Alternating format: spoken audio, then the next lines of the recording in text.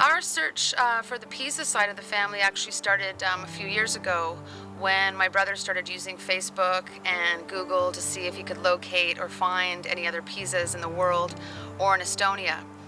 At the same time, I was researching Estonian history and discovering all the horrific events that occurred there during World War II. Paul mentioned to me that he found a Tania Pisa on Facebook and befriended him. So I did the same. At this point, we didn't know if he was related to us or not. Soon after, I got an excited message from Paul saying he also found a Tania Pisa, who in fact happens to share the same name as me. So what were the odds we'd be related? Actually, they were very good. After a few emails, we discovered that we were quite closely related to Andres, Tania's husband. Our great-grandfather Rudolf and Andres' grandfather Gustav were brothers.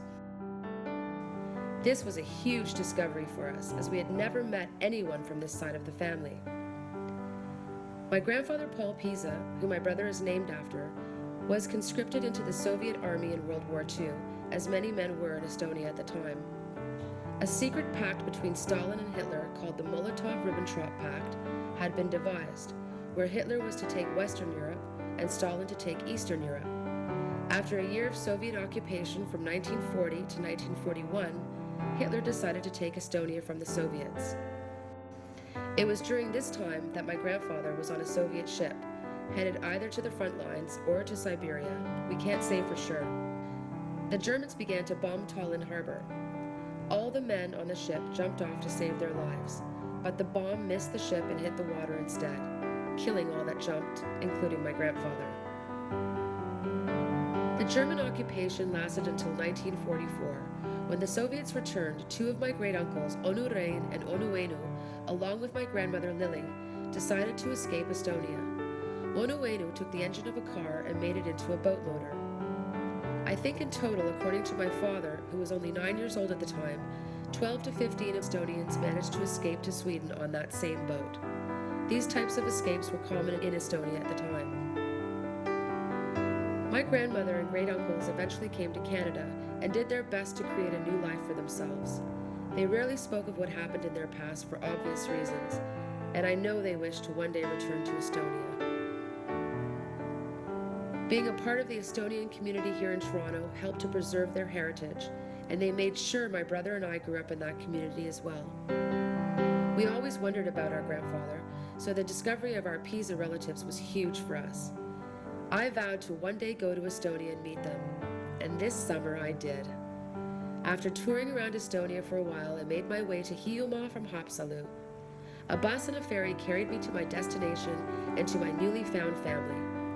Andres and Tania met me at the bus stop, and I think they were as nervous as I was. Our connection was immediate, however, and together we explored the island of Hiiumaa as we got to know each other. Andres took me to several houses in Gardla, where my grandfather lived and grew up. We also visited a newly erected war memorial for the men of Hiiumaa that were killed during World War II. I learned that Andres had also spent years painstakingly putting together a family tree that dates as far back as the 1800s. During my visit, I was surprised to learn I had even more relatives, ones I was even closer related to. Andres took me to Emestay, where my grandmother was born, and we visited a small graveyard where several Mayusis, my grandmother's family, were laid to rest. Yet, I still had one question that had yet to be answered. All my life, I had been asked by others about my last name. Was I part Italian? Was the name shortened? I asked my father, but he couldn't give me an answer. Mina tõesti ei tea, kuidas me saime liikmeks Pisa. Ma tean, et mu ema oli ja onud olid meiused. Aga kus see Pisa tuli, see oli minu isa nimi, aga ma isa ei tea, isa sain surma sõjas. Aga mu tütar läheb otsima seda järele, kus see Pisa nimi tuli. If anyone knew this answer, it would have to be Andres. Kust tuli Pisa nimi? See on niimoodi, et Pisa nimi on väga vana tartlarootslaste nimi.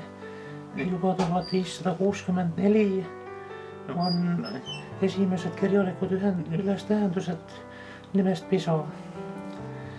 Ja Pisa on tähendusega nimi selles mõttes tähendusega, et ta ei ole mitte niisama tulnud tähekombinatsioon.